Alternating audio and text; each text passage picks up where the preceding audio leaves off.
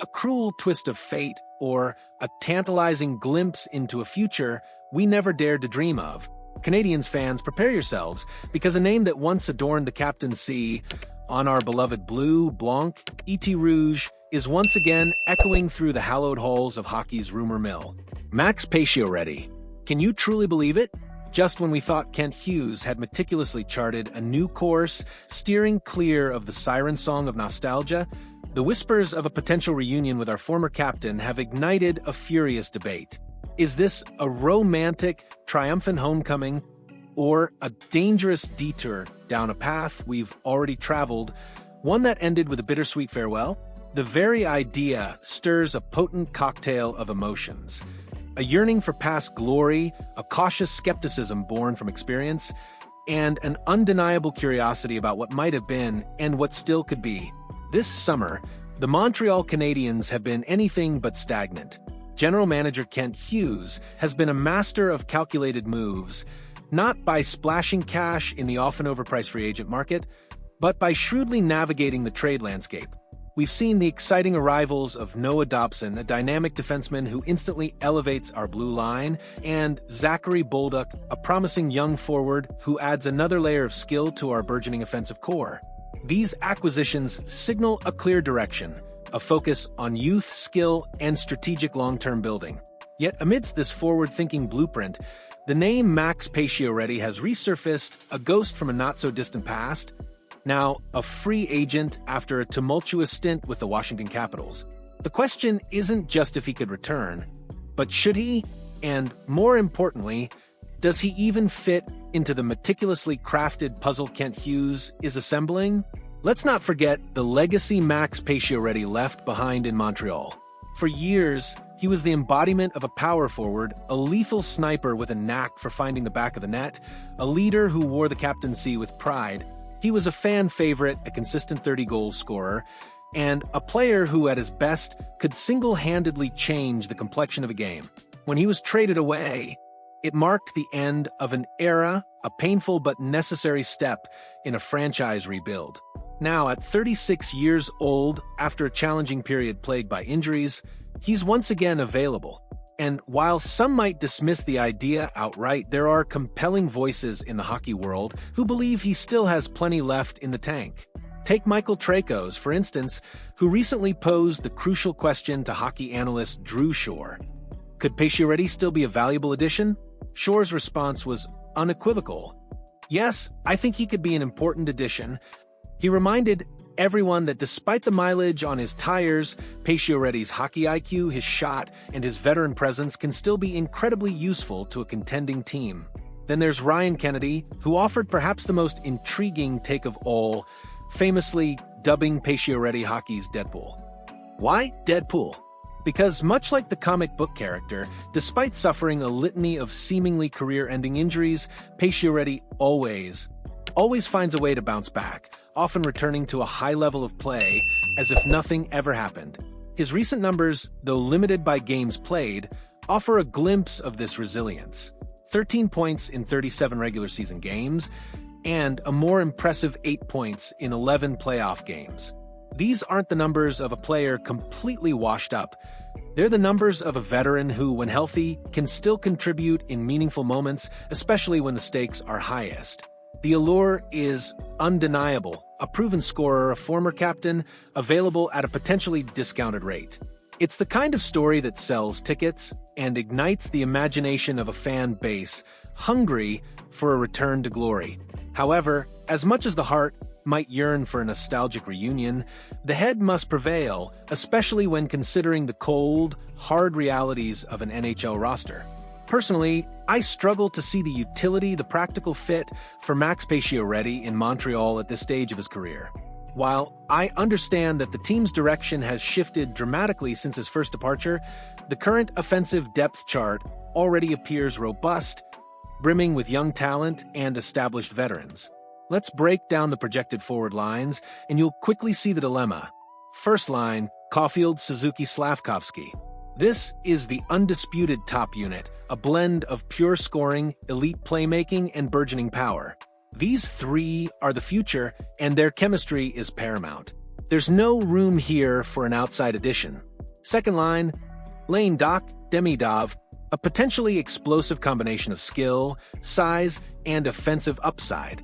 Lane brings the shot, Doc the power and puck protection, and Demidov the raw, exciting talent.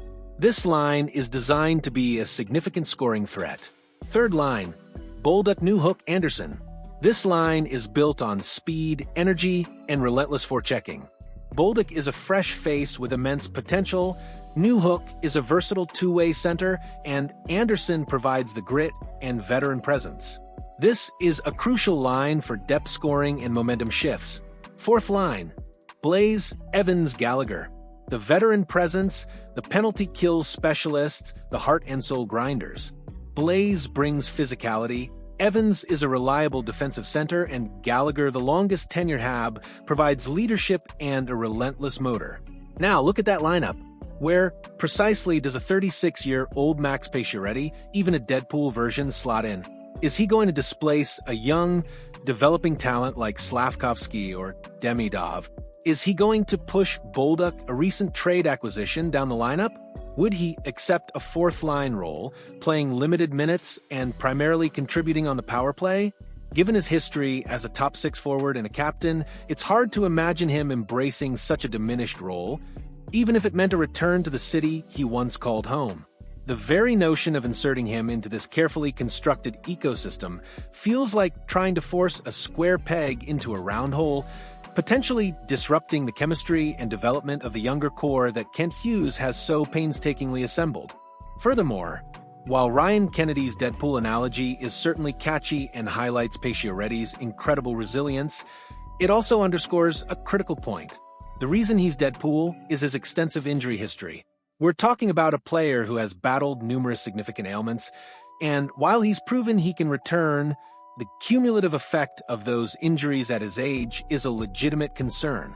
Can he withstand the rigors of an 82-game NHL season, let alone the punishing demands of a deep playoff run? Investing in a player with such a history, no matter how talented, carries an inherent risk, especially when the team is trying to solidify its foundation for sustainable success. The Canadiens need players who can contribute consistently, night in and night out, not just in flashes between stints on the injured reserve. Kent Hughes has consistently emphasized building a team for the future, prioritizing long-term vision over short-term fixes.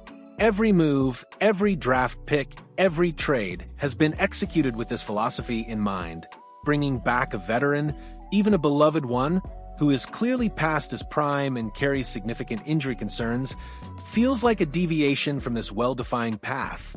It risks sending a mixed message to the young players who are being asked to step up and lead the next era of Canadiens hockey. While a veteran presence can be invaluable, it needs to be the right veteran presence, one who complements the existing structure, accepts their role, and doesn't impede the growth of the future stars.